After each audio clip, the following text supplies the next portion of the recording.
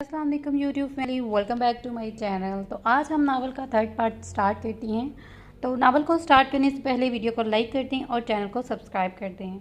और आप मुझे अपना फेवरेट नावल कमेंट्स में ज़रूर बताइएगा।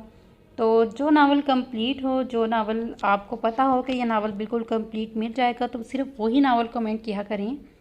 तो चलिए नावल की तरफ बढ़ते हैं। ये एक पुराने इलाके की कदीम इमारत थी जो कि पुराने तर्ज की बनी हुई थी। छोटी छोटी और तंग सीढ़ियों से ऊपर चढ़ने के बाद वो 2 कमरों की फ्लैट लंबी कितार से बने हुए थे। इन्हीं में से एक सील ज़दा फ्लैट के अंदर बांस की 2 चारपाई मौजूद थी जिस पर वो दोनों गहरी नींद में सोए हुए थे। छत पर लटका हुआ पंखा हवा कम और आवाज़ ज़्यादा दे रहा था, जो कि चलते चलते अब बंद हो चुका था। और सामने रखे पेट सेटल फैन चलने के बावजूद मौसम का पूरा जिस्म पसीने से शोरबा हो चुका था। गर्मी का एहसास बढ़ने लगा। तभी इसकी आंख खुली और सामने रखे पेट सेटल फैन पर जिसकी नज़र पड़ी तो मौसम की जान जलकर रह गई। पैडल सेटल फैन का रुख अपनी सीमत किए पप्पू मज़े से अपनी चारपाई पर लेटा नींद के मज़े ले रहा था। मौसम ने चारपाई से नीचे टांग लटकाकर अपने पाँव में चप्पल अटकाई और पाँव की ही मदद से इसे जोर से हवा में उछाला, जो कि उड़ती हुई सीधी पप्पू के मुंह पर जा लगी। कौन है बे? पप्पू नींद में से एकदम घबरा कर उठा और बदआवाज सा होकर बोला। इधर उधर देखने लगा। फिर इसकी नज़र मौसम पर पड़ी, जो कि पप्पू को ही घूर रहा था। हाथ के इशारे से इसने पैडल सेटल फैन का रुख अपनी तरफ करने लगा तो पप्पू चारपाई से उठकर सर खुजाता हुआ पैडल सेटल फैन को मौसम की तरफ करता हुआ बोला, क्या भाई जी, आपने सारे ख्वाब का मज़ा किरकिरा कर दिया। क्या नज़ारे थे! एक खूबसूरत सा बाग जिसमें चारों तरफ जन्नत की हूरें और इन हूरों के बीचों बीच तन तना अकेला बैठा। हाय पप्पू जी! पप्पू अपनी आंखें बंद करते हुए बोला, जैसे अभी अभी ख्वाब को एंजॉय कर रहा हो। और पप्पू के मुंह पर पड़ती हुई 11 नंबर की चप्पल मज़म ने टकरा लगाया, जिस पर पप्पू आंखें खोलकर बुरा सा मुंह बनाता हुआ मज़म को घूरने लगा। भाई जी, मैं सोच रहा हूँ कि कब तक हम दोनों यूँ सिंगल अपने अपने बिस्तर पर अकेले सोएंगे। हम दोनों को अपने लिए आगे भी सोचना चाहिए। मुझसे तो अब अकेले रहना बहुत मुश्किल है। पप्पू की बात सुनकर मौसम मशकूक नसों से इसे घूरने लगा। किस टाइप आदमी समझा हुआ है तो मुझे पप्पू मानता हूँ कि मैं एक गुंडा बदमाश हूँ। 10 बुराइयाँ मेरे अंदर हैं, लेकिन बेटा दिलचस्पी मैं औरतों में रखता हूँ। आइंदा अगर तूने मुझसे वाहियात और छिछोरी बातें की तो मैं तुझे उठाकर पटकूंगा। माफ़ करना भाई जी, आप शायद अभी भी नींद में हो। मैंने ख्वाबों में हुरें देखी हैं, पेशावर के फिता नहीं। मेरा मतलब सिर्फ यही था कि हम दोनों की शादी करके अपने अपने घर बसा लेनी चाहिए। पप्पू अपनी बात को अब वाज़िया तौर पर मौसम को समझाने लगा तो वो लंबी सांस खींचकर चारपाई से उठकर बैठा। शादी के लिए एक अदद लड़की की ज़रूरत है पप्पू, और कोई खूबसूरत पढ़ी लिखी लड़की किसी गुंडे मुआली को तो मिलने से रही। मौसम की बात सुनकर पप्पू हैरत से आंखों के साथ अपने मुंह भी खोलकर मौसम को देखने लगा। खूबसूरत और पढ़ी हुई लिखी? पप्पू मौसम को देखता हुआ पूछने लगा, जैसे इसने कुछ गलत सुना हो। क्यों? मवाली और बदमाश होने का यह मतलब नहीं है कि मैं दिल में कोई ख्वाहिश नहीं पाल सकता। सीधी सी बात है भाई, इस मवाली को तो ऐसी ही लड़की चाहिए, खूबसूरत पढ़ी लिखी, बेवकूफ़, आगे से दूसरों की बोलती बंद कर देने वाली। मौसम किसी तंग में बोलता हुआ चारपाई से उठा और अपनी शर्ट उतारकर गर्दन और अपने सीने पर आया हुआ पसीना साफ करने लगा। मतलब वो कल वाली उस्तानी जी की तरह की लड़की? पप्पू मौसम की बात समझकर जल्दी से बोला, हाँ हाँ बिल्कुल वही लड़की। इससे भी ज़्यादा जल्दी मौसम बोला, मगर एकदम इसे संध्याला का बेडोल सरापा नज़र आया तो इसके हाथों की हरकत वही रुकी। हाथ में मौजूद पसीने भरी शर्ट खींचकर इसने पप्पू के मुंह पर दे मारी।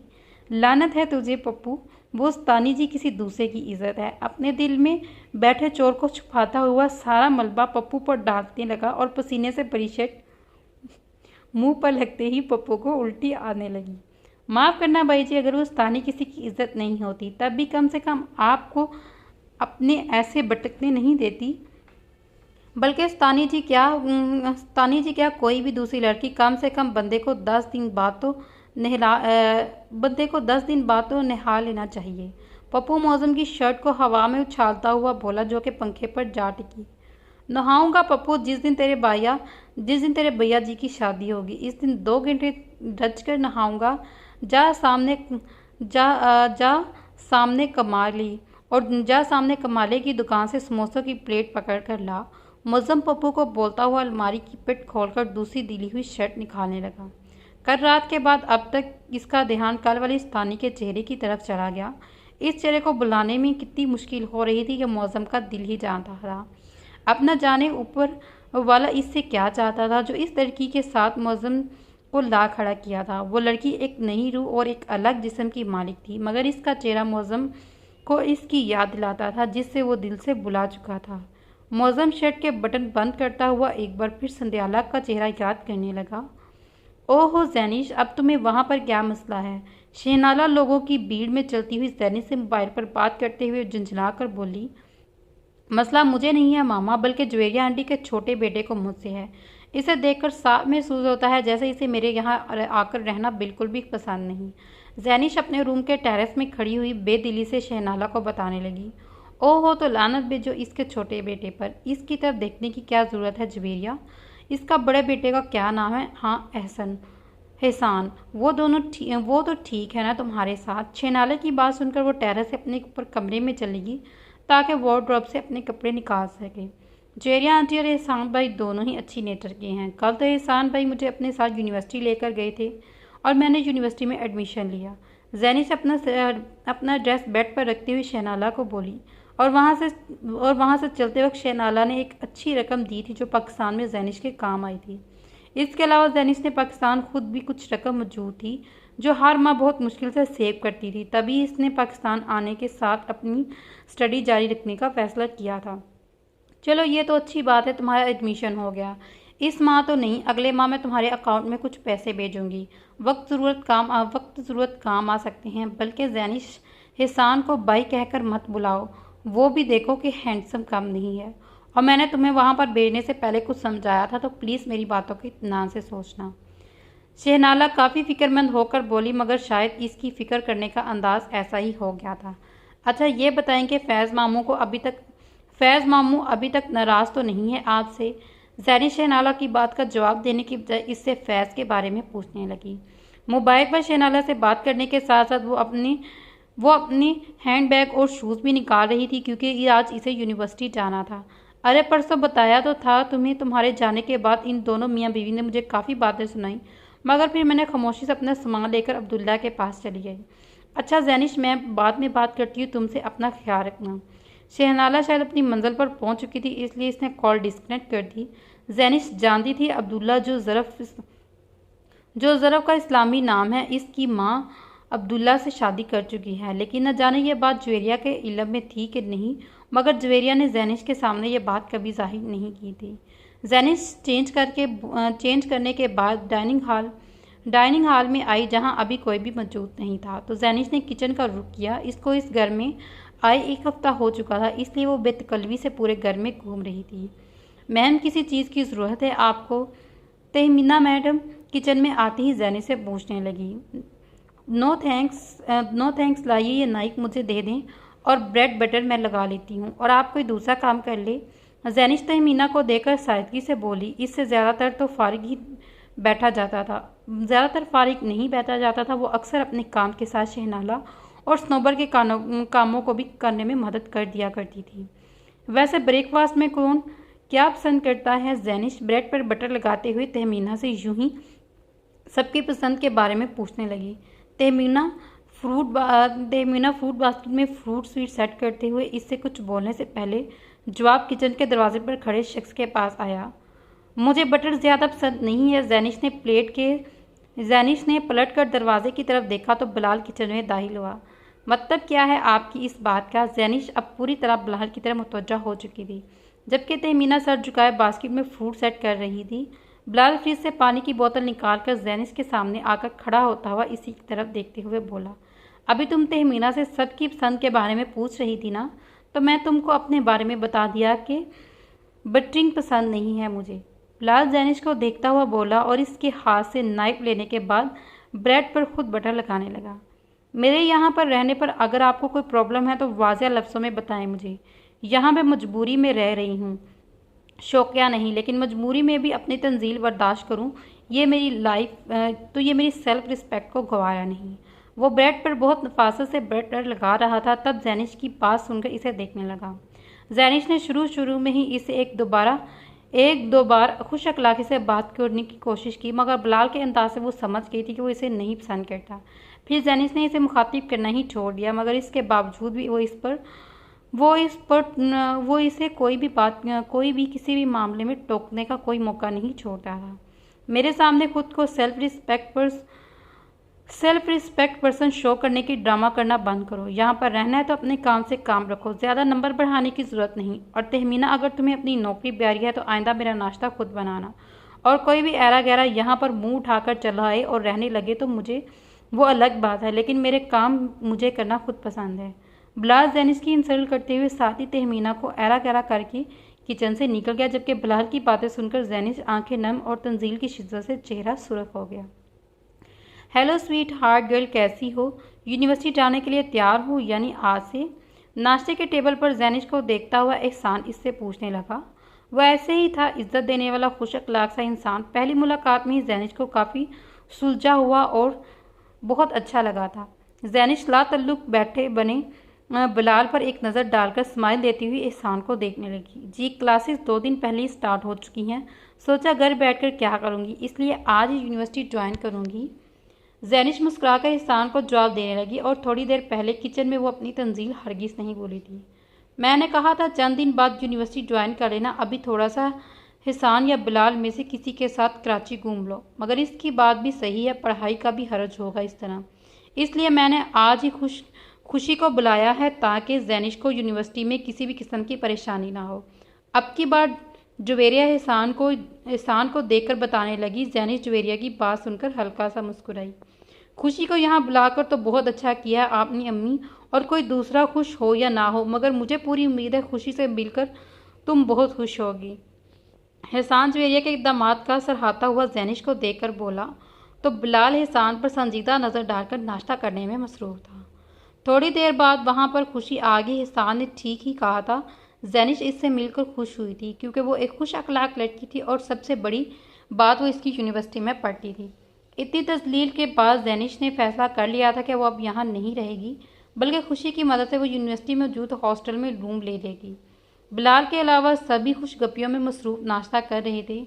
एक खुशी था जो कि थोड़ी देर बाद बिलाल से बात कर लेती और बिलाल इसकी बातों का जवाब लगे बदले अंदाज में दे देता।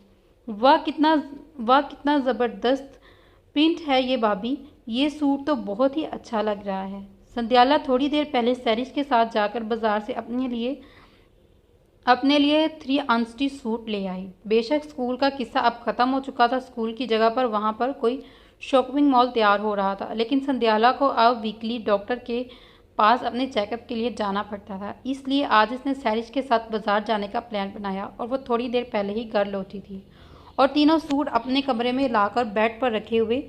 तब फाइके इनमें से एक सूट उठाते हुए संध्याला से बोली, फाइका ये सूट वापस बेड पर रख दो, पुराने सारे मेरे कपड़े अब मुझे टाइट हो रहे हैं, खुले कपड़ों की ज़रूरत है मुझे। संध्याला इसका बगैर लिहाज किए बोली, क्योंकि जब भी फाइका को अपना काम होता या फिर किसी चीज़ की ज़रूरत होती तो वो ऐसे ही मीठी बन जाती थी। शुरू में तो संध्याला ने बेवकूफ़ बनकर अपने जहेज़ के कपड़ों में से नए कपड़े इसे खुद दे दिए थे। फाइका के मांगने पर इसको दे दिए थे, मगर फाइका ने इनमें से कोई भी चीज़ लेने के बाद अपनी आंख माथे पर रख ली थी। हाँ तो भाई खरीद कर दे देंगे आपको इस जैसा दूसरा सूट, अब ये मुझे पसंद आ गया इसलिए मेरा है। संध्याला के बोलने पर फाइका ने सूट रखा नहीं बल्कि इसका सूट हाथ में पकड़कर वो कमरे से बाहर निकल गई। तब संध्याला इसके सामने और फाइका के हाथ से आराम से अपना सूट पकड़कर बोली, 1.5 साल हो गया है शाम ने मुझे कोई ड्रेस नहीं खरीद कर दिया और ये कपड़े मैंने अपनी सैलरी से खरीद कर लाई हूँ। तुम्हें तो हर माह शाम पॉकेट मनी तुम्हारे बगैर बोले ही तुम्हें दे देते हैं। इसके अलावा आंटी और तुम्हारे कपड़ों के लिए शाम अलग से पैसे देते हैं, लेकिन इसके बावजूद भी अगर तुम शाम से फरमाइश करोगे तो वो कभी भी नहीं टालेंगे। तो तुम शाम से कह दो, इसलिए तुम जैसा दूसरा सूट मंगवा लो। संध्याला फाइका को बोलती हुई अपने ड्रेस को वापस बेड पर रखते हुए बोली, और संध्याला की बात सुनकर फाइका अच्छी तरह आग बुगला होगी। लानत भेजती हूँ आपके इन कपड़ों पर जिसकी वजह से आप मुझे इतनी बातें सुना रही हैं। भाई को सब बताऊंगी। अरे आप इस घर में रहकर मेरे भाई का ही ठूस रही हैं। न जाने और क्या क्या बकवास करती फ़ायका इसके मुंह पर कहकर इसके कमरे से चली गई। वो रो रो कर सारी बातें नराहत बेगम को बता रही थी, जिसकी आवाज़ संध्याला को अपने कमरे तक आ रही थी। संध्याला ने अपने लाए हुए कपड़ों को उठाकर वार्डरोब में रख दिया, क्योंकि इसे अंदाज़ा हो चुका था अब वो आज शाम में टेलर के पास नहीं जा सकती। अलबत्ता शाम के ऑफिस से आने के बाद अब घर में एक नया हंगामा बरपा होगा, जबकि शाम पहले ही बेटी पैदा करने की खबर सुनकर संध्याला से सीधा मुंह बात नहीं कर रहा था। अब वो थके हुए अंदाज में बेड पर लेट गई। क्या बकवास इसने की है तुमने फ़ायका से? मैं तुम्हें सुख का सांस नहीं लेने देता। तुमसे ज़बरदस्ती जॉब करवाता हूँ और अपनी सारी तनख्वाह के पैसे अपनी माँ बहन के पेट में भरता हूँ, और तुम्हें अपनी ज़रूरतों के लिए अपने भाई के घर जाकर भीख मांगनी पड़ती है ताकि तुम अपने लिए नए कपड़े खरीद सको। एहतशाम ऑफिस से घर आने के बाद अपने कमरे में नहीं आया, बल्कि फ़ायका रोती हुई इसके गले जा लगी और इसे सारी बातें और कुछ अपने से लगाकर सब कुछ बता दिया। यही तो आपकी अम्मी और दोनों बहनों की खासियत है। शाम के वो हर बात को बढ़ा चढ़ाकर अपने से लगाकर बातें आपको बता देती हैं, आपको उल्टी मालूम होती हैं। आप बिना तस्दीक व तहकीक के मेरे कमरे में आकर मुझ पर चढ़ाई कर देते हैं। मैं आपको अपनी किसी भी बात पर यकीन दिलाने के लिए कसम नहीं खाऊंगी, लेकिन यह सच है कि मैंने कभी अपने भाई और भाभी के सामने पैसों का रोना नहीं रोया, और ना ही अपने ससुराल की कभी बुराई किया और ना ही भीख मांगी है। आपकी बहन को मेरा खरीदा हुआ ड्रेस पसंद आ गया और इसने मेरे से मांगा, और मैंने इसे देने से इनकार किया, और इस छोटी सी बात को इसने इतना बड़ा बना दिया।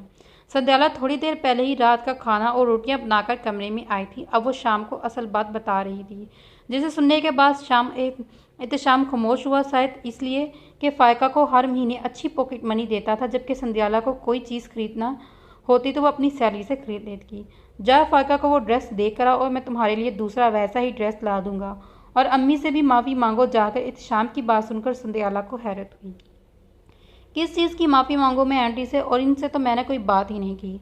संध्याला के बोलने पर एहतशाम गुस्से में चलता हुआ इसके नज़दीक आया।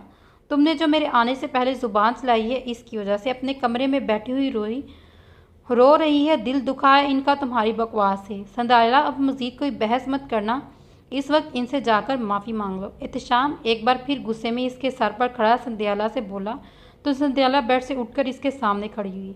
सही है, वो ड्रेस मैं फ़ायका को दे देती हूँ, मुझे आपसे कोई दूसरा ड्रेस नहीं चाहिए, लेकिन वो आंटी से मैं माफ़ी नहीं मांगूंगी। शाम, क्योंकि शोहर होने के बावजूद आप अपनी बीवी के बगैर इसकी गलती के अपने घर वालों को खुशी की खातिर इस झुकाने के लिए तैयार हूँ, लेकिन मेरी खुद की नज़रों में मेरा अपना भी कोई वजूद है, और मैं बगैर किसी कसूर के आपके घर वालों से माफ़िया नहीं मांगूंगी। संध्याला अपने आंसू जब्त करते हुए शाम से बोली, जिससे इसका पारा चढ़ गया। बेटी पैदा करने वाली हो तुम, और जो तुम में इतनी अकड़ है ना, जो तुम में इतनी अकड़ है, इसको अपने पास ही रखो। एहतशाम के अल्फाज किसी जहां की तरह अपने ऊपर पड़ते हुए महसूस हुए। तो क्या सारी ज़िंदगी इसे इस बात पर जिक्र रहना पड़ेगा कि वो एक बेटी को जन्म देने वाली है? बेटी पैदा करने में मेरा खुद का अकेला कितना अमल दखल है? शाम, आप ज़रा ये बात आप मुझे समझा दें। बेटी को इस दुनिया में लाने का जितना हाथ मेरा होगा, इतने ही कसूरवार आप भी होंगे। फिर आप में किस चीज़ की अकड़ है? और दरख्त वैसे भी फूल और फल देता है, जैसे इसकी रंगत इसकी नगाशत किरने वाली होती है। संध्याला की बातें मज़ीद एहतशाम को बर्दाश्त नहीं कर पाई, तभी गुस्से में इसका हाथ फ़ज़ा में बुलंद हुआ। बहुत बकवास सुन ली मैंने तुम्हारी। अगर अब तुम्हारी ज़ुबान चली तो मैं भूल जाऊंगा कि तुम प्रेग्नेंट हो, और दफ़ा हो जाओ मेरी नज़रों से। एहतशाम अपना हाथ नीचे करके चीखता हुआ संध्याला की आंखों से आंसू साफ करती वार्डरोब की तरफ बढ़ी और अपने कपड़े बैग में डालने लगी, ताकि वो वाकई एहतशाम की नज़रों के सामने से दफ़ा हो जाए। दिल इसका खुद भी यही चाह रहा था कि एहतशाम समेत इसके घर वाले इसकी नज़रों के सामने दफ़ा हो जाएं, मगर वो सब अपने घर से दफ़ा हो सकती है, इसलिए संध्याला ने खुद ही अपने वजूद को घर से गायब करने का सोचा। बिजी तो नहीं तुम एहसान? मैं अपने कमरे का दरवाज़ा खोलते हुए खड़ा बिलाल इसे पूछने लगा। नहीं, तुम अंदर आ जाओ, एहसान रास्ता देता हुआ बोला, तो बिलाल इसके कमरे में आ गया। क्या हुआ, कोई ज़रूरी बात करनी है? नहीं, कोई ख़ास बात नहीं, बिलाल सोफे पर बैठता हुआ बोला, मगर वो जो पूछना चाह रहा था डायरेक्ट पूछते हुए चाह रहा था। एहसान, जो कि इससे 4 कदम दूर टेबल से टेक लगाए बिलाल के सामने खड़ा बिलाल के बोलने का इंतज़ार कर रहा था। वो कहाँ गई? चंद सेकंड बाद बिलाल ने बोला, मगर इसने जैनिश का नाम लेने से मुकम्मल ग्रीज किया। हफ्ते भर से वो इसे घर में खाने के मेज़ पर तो कभी लॉन में वॉक करते हुए और कभी लिविंग रूम में हिसान और जवेरिया के साथ बातें करते हुए देखता था, मगर कल शाम जब वो ऑफिस से घर आया तो जैनिश इसे रात के डिनर पर नज़र नहीं आए। जैनिश की गैर मौजूदगी महसूस करने के बावजूद बिलाल ने किसी से इसके बारे में नहीं पूछा था। कौन और किसके बारे में पूछ रहे हैं? हिसान अनजान बनकर बिलाल से पूछने लगा, जिस पर बिलाल की पेशानी पर बल पड़े, क्योंकि बिलाल जानता था कि हिसान अनजान बनने की एक्टिंग कर रहा है। तुम जानते हो कि मैं किसकी बात कर रहा हूँ? बिलाल माथे पर बल डालते हुए एहसान करते हुए बोला। नहीं, मैं बिल्कुल नहीं जानता तुम किसके बारे में बात कर रहे हो। आखिर ऐसा कौन सा इंसान है जो मेरे भाई की नज़र में इतनी अहमियत रखता है? एहसान नॉर्मल अंदाज में बिलाल से बात करते हुए बोला। बात को बिला वजह दूसरे रंग देने की ज़रूरत नहीं है एहसान। वो चंद दिनों में ही घर में एक फ़र्द की हैसियत से रह रही थी। कल से नज़र नहीं आई तो मैं यूं ही पूछने आ गया, और इसमें ऐसी कोई अहमियत देने वाली बात नहीं, बस मेरा दिमाग ख़राब हो गया है जो मैं तुमसे इसके बारे में पूछने बैठा था। बिलाल ने अभी अभी जैनिश का नाम लेने से हरगिज़ गुरेज किया था, मगर वो एहसान से इस बारे में कोई बात नहीं करना चाहता था। वो न्यूयॉर्क से यहाँ पर इसलिए आई थी क्योंकि वहाँ पर इसके मामू इसे इस शर्त पर अपने पास रखने के लिए तैयार थे कि वो चंद दिन एडी नाम के इस लड़के के साथ इसका अपार्टमेंट शेयर करे, जिसके पेरेंट्स में कुंज में वो इसके मामू और मुमानी रहते थे। यहाँ शहनाला आंटी का कोई दूसरा रिश्तेदार नहीं था जिसके घर वो अपनी बेटी को भेज दी। वो पिंडी में एक चचा रहते थे जो जैनिश को अपने पास रखने के लिए तैयार नहीं थे, इसलिए जैनिश हमारे घर आई। मगर अचानक ही जैनिश को महसूस हुआ कि इसे हॉस्टल में रहना चाहिए, इसलिए वो कल यूनिवर्सिटी से घर अपना सामान लेने के लिए आई, और साथ ही इसने अम्मी को बहुत ही खूबसूरत तरीके से हॉस्टल में रहने का और पढ़ाई का भरोसा देकर पेश किया। और मैं आज गया था इससे मिलने हॉस्टल में, जैनिश से घर छोड़ने की असल वजह जानने के लिए, मगर जैनिश ने मुझे ज़रा भी शक नहीं होने दिया। बहुत खूबसूरती से वो मेरा बात को गोल टाल गई, लेकिन अम्मी और मैं दोनों ही इसके घर छोड़ने की असल वजह समझ चुके थे। और क्योंकि हम दोनों भी ना इतने बेखबर नहीं है और ना ही बेवकूफ़। एहसान की बात मुकम्मल होने पर बिलाल खामोशी से इसके कमरे से चला गया। क्या हुआ, वापस अपने ससुराल जा रही हो? संध्याला को तैयार होकर घर से जाता हुआ देखकर वो अचानक इससे पूछने लगी। नहीं भाभी, मैं तो बस यूं ही करीबी मार्केट में बेबी शॉपिंग करने जा रही हूँ। संध्याला शर्मिंदा होती हुई वर्दा को जवाब देने लगी। कल रात मैं वो एहतशाम की बातों से दिल भरे होकर चंद कपड़े लेकर अपने भाई अनीस के तरफ गई थी, मगर आज वो सुबह ही वक्के से इससे वापस जाने के लिए 3-4 बार पूछ चुका था। अच्छा, शानी और हनी के लिए कोई चीज़ लेने गई होगी। कल रात में दोनों बच्चे मुझसे कह रहे थे कि पुप्पो कितने दिन बाद आई है, मगर हमारे लिए कुछ भी नहीं लाई। वो दूर हंसते हुए संध्याला को देखकर बोली तो संध्याला खफीफ सी मुस्कुराहट चेहरे पर लाए घर से निकल लगी। अरे संध्याला, याद आया, इस बेबी शॉपिंग के पास बिरयानी की नई दुकान खुली है, बड़े ही मज़ेदार बिरयानी होती है वहाँ पर। मुझसे पैसे ले जाओ और वापसी पर ले आना। संध्याला को बाहर जाता हुआ देखकर वो एकदम से बोली, पैसे रहने दे भाभी, मैं ले आऊँगी।